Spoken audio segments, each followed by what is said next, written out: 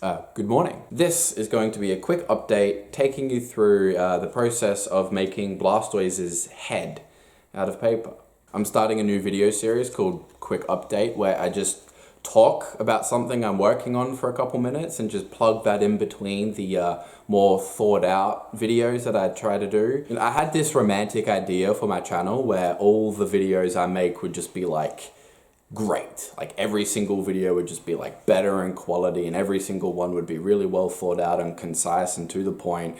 And I didn't want to sort of muddy that with videos like this in between that are kind of a little bit more relaxed and informal, like when I drop things on camera, which happens all the time. But I realized that videos like this don't actually take away from the channel and they don't take away from the higher quality videos. The only thing that takes away from those higher quality videos is not uploading for a month or at least several weeks at a time.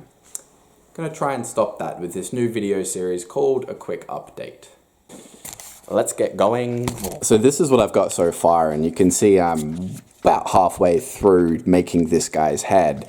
And I'll tell you, figuring out this round, edgy, complicated little bear turtle shaped head it's kicking my ass. I don't know what I'm doing. I've got no idea, really. And I thought that would be worth capturing on camera. The point I always tell myself is to just start with what you know.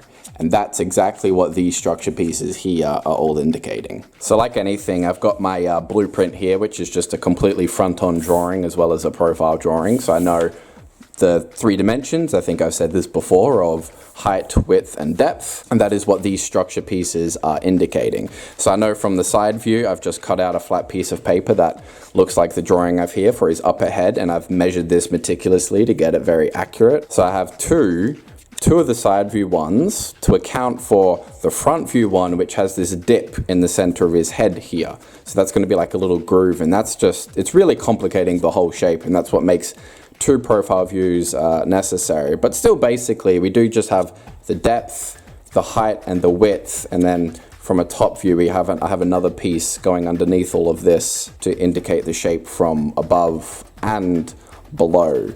And then I have like another layer here going halfway between, which just made things a little bit easier so I could kind of break it down into different levels and just work really simply. This was just a separate piece of paper, and then I had another one going along here, and then I had this one on the front, and then 2 more the same on the other side. So they've just been stuck on almost randomly. I know that I wanted there to be a bit of a curve here, so I've got a separate piece of paper curving away from it. You'll see like this, when it's flat, there's a big split there, and so when those 2 pieces of paper meet, it creates this kind of curve. And then I've just made it a little bigger than the area it's covering, so I could cut to the shape of the little grooves on his mouth. And then underneath here you can see I've got some joints, and hold on. Any movement I achieve with paper is just a tube of paper rotating inside another one. That's all it is. And the complication comes from how these tubes are sized and measured and interact with each other to create something complex like a frame of a human being. It's all just a tube of paper rotating inside another one. And the joints for Blastoise's mouth are no different. So we have a tube of paper going along the base here, and around that one we have one right here, which is going to be the neck. And then attached to that one, I have another tube going perpendicular to that, which will also, this will be the neck joint, I suppose, and then this will be kind of the neck itself. So then that can bend. And then around there, I just have 2 thin little ring-like tubes of paper attached to each other with a longer strip to create this double joint. And then, of course, this is just another tube going through here like a pin. And then around there, I have 2 more cylinders of paper to create a T-joint, which is creating this part that bends. This pin here will be where the lower jaw goes, and now because of that double joint, which is just tubes rotating inside other tubes, it'll be able to open and close. And then when you combine this neck joint with another cylinder or tube, whatever you want to call it, I don't even know myself, then you get a head that kind of rotates, and then you have one that bends here, and then also bends here. And so you can have a Blastoise that's looking all the way down or all the way up. You get the idea. Now I had already made a few rough copies just to get to this point, which is still a pretty simple and flat version, as you can see, with this just being a flat piece of paper, that being flat, that being flat, the top just having a couple bends where these two lines are drawn, and then the back being this curved part, the exact same shape as my illustration. So this back is meant to indicate what the shape I want the mouth to look like from the front, as you can see, and then these parts are indicating what I look like, what I want it to look like from the side. This strip here just filling in the space, and then this one here just keeping it all to the same dimensions as the top of his mouth, as his upper jaw, so it can fit snugly there. And you can see already from a side view, this looks like a pretty convincing Blastoise head shape. But from the front you can see his jaw is a lot more angular than you'd want, rather than the soft, very curved and smooth round jaw he actually has.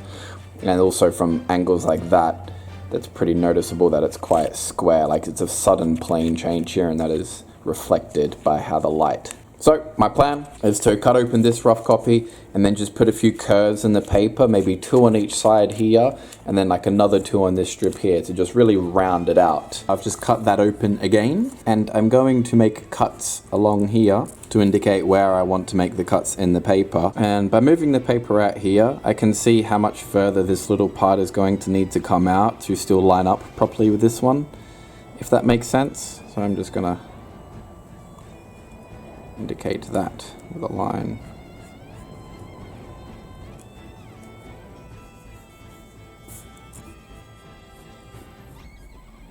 You know what, I don't exactly know how big this needs to be, so I'm just going to extend it a little bit further, just in case.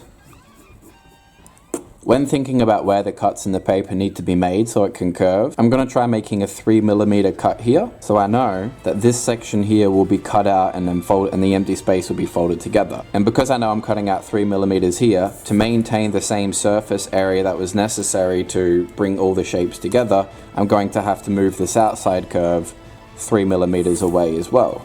And to, again, keep the same shape, I'm just going to trace my template. So originally it was here, and now I'm just swinging this line out by 3mm to here, like that. And so now I know that despite me removing a bit of the paper to create some curve, the end parts, when they all meet, are still going to maintain the same width of 1.6 centimeters to accurately bridge the gap, which was what that first prototype was doing in the first place. That was just kind of figuring out what the total surface area was going to need to be to create his lower jaw in 3 dimensions. I hope that makes sense. It definitely makes sense in my head, but translating that to words is tough. So his lower jaw should look like this while it's flat, and folded together, it would look like this. So I've still basically just got the 2 side planes, the sweeping bottom plane, and then the top plane, and then the back plane. So it's almost like a cube, but we just have one less side because the front is curved. And as you can see where I made the cuts, that's where we are starting to get a more 3-dimensional curve to his jaw. So it isn't just suddenly changing plane, it's much more gradual and smooth, creating that round shape that we want for a Pokemon. They're very, very round. Like, look how cuddly he is. And because my measurements are fairly accurate, this should fit right. Yes, there we go. That would be my Blastoise lower jaw, and I'm gonna do it again.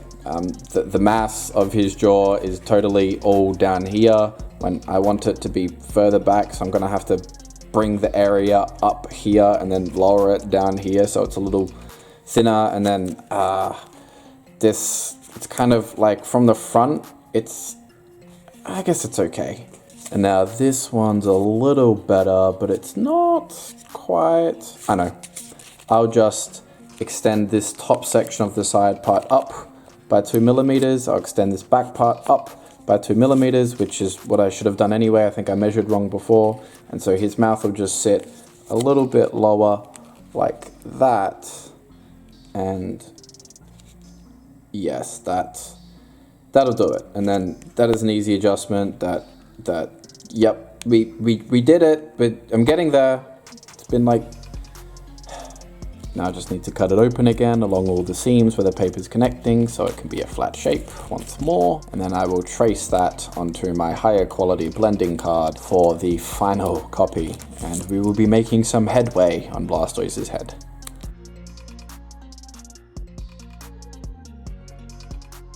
Alright, so onto the final copy now. And one thing I do when coloring the final copy is I bend it around to shape to line up the pieces and then see where the color has to match, like this.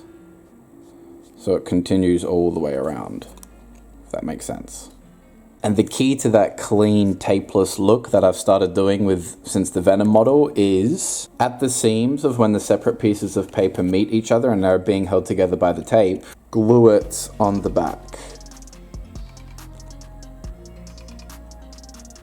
So that way, even when the tape is peeled off, it should still be held in place by the actual glue underneath.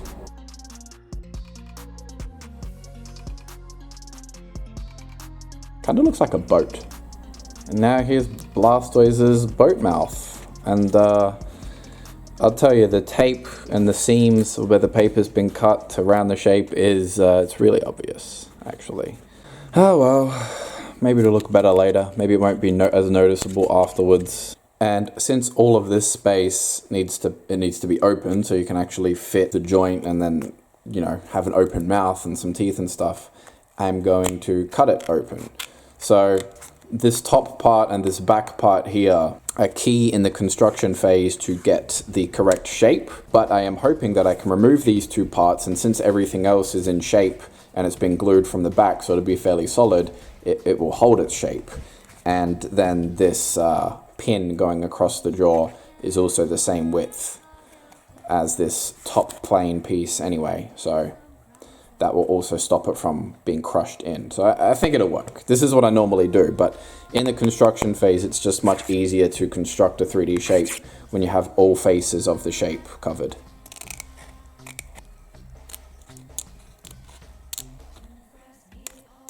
And now you can see all the seams where the cuts in the paper are meeting, and I'm just going to add an extensive amount of glue to all those areas. So later I can peel all the tape off the outside and get a cleaner, smoother look. So I'm just starting to plug in the other areas, like the side of his head here, and then this groove going down the middle of his head, and it's pretty angular at the moment, but that'll be smoothed out and it'll look alright. And then the eyes are actually, that's what this level here within the structure pieces is indicating. That's his eye level. And so the eyes are going to plug in here. There'll be another area piece covering this space here. His nose and brows will be separate pieces overlaying the head. Totally looks like he's just wearing sunnies. But yeah, it's at this point where I'm kind of just like, the head isn't looking as good in person as I was expecting it to. Had a good run recently with these guys where I just have a vision for how they should look in my head, and then the model at least matches that, if not exceeds that, like Venom did. Venom actually exceeded the vision I had for him in my head, especially with the torso and the muscle sculpt. But now, so what I've done, I've got the first set of all the covered pieces, I guess I could call them, where basically I'm just attaching a piece of paper between the structure pieces, getting the flat shape so I know the surface area of the individual piece. You can see it's very angular here, like it's a very sudden change from this section to this section, and then it kind of almost looks reptilian in that way. So the next step is to remove these pieces and then figure out where I'm going to add different cuts, so then the paper has got more different stages where it's curving to create a roundness to the shape instead of these hard edges that he has right now. If your starting point is here and you want to get to point here, instead of just drawing like a straight line like that, you're just going here and then here and then here and then here. And you see, the more little times you change the plane, the smoother the curve you get. And that is it. You can see he now has a much smoother, rounder curve to the shape of his head, with a bit of a crack thing down the middle. But we have just the one piece here which is already curving, and then there's a second one, and then a third, and then a fourth, and then a fifth, and then a 6, 7, 8, 9, 10, Then there'll be 11, 12 going all the way around, plus the 2 in the middle here. So 14 individual pieces of paper to create the round shape, a little like a sphere, when a sphere is folded flat. And now that I've used my structure to define the shape, and I've got all these individual strips of paper that have just been stuck together, including this bottom piece, that part, that part, that part, that part, like 8 or 9 different pieces of paper all coming together, and I don't know how they're going to attach, but now that they're all attached to each other with the tape, I can unfold all of them and reverse all the cuts that I've made to create that flat shape. I can just remove this whole thing like a helmet, and then now I know, without the structure pieces, how these different pieces will attach to each other and what angles they'll attach to each other at to create this kind of shape without relying on the structure pieces.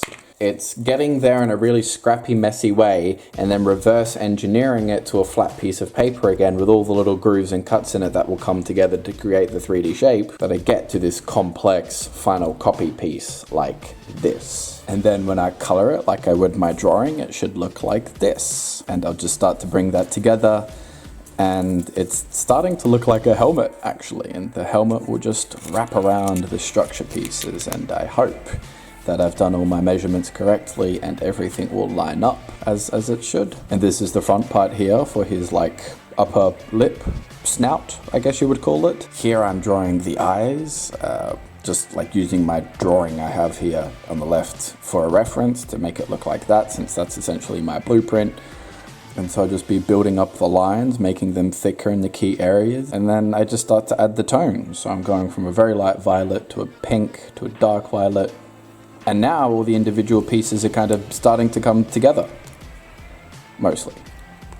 So I was just seeing if everything would actually line up first. And now I'm going to begin gluing everything on, such as his actual snout here. And then I'll just be gluing along all the structure pieces here to add the kind of helmet, and hopefully it lines up. Oh, that's so satisfying to see it all come together like that. And here we go, and you can see I made a bit of a mistake and he has like that little gap there, but anyway, here's his mouth again, which still isn't actually attached, and I'm adding this other boat shape, the exact same shape as his mouth, to the inside. That's colored red. And now that I've gotten this far, one thing to do is peel off all the tape. I had a pretty patchy coloring job on his head where I used a few different tones of blue to kind of add some highlights to it, as opposed to just the solid one tone of blue I used for the front of his mouth here. And I mean, you can see this ended up just looking a lot cleaner. You know, Pokemon are such soft, round shapes. They don't really have a whole lot of hard shading on them, I guess you could say. And so it's difficult to shade the 3D model. But once all the tape has been peeled off, there'll be nothing in the way of me just coloring over it again, so I can...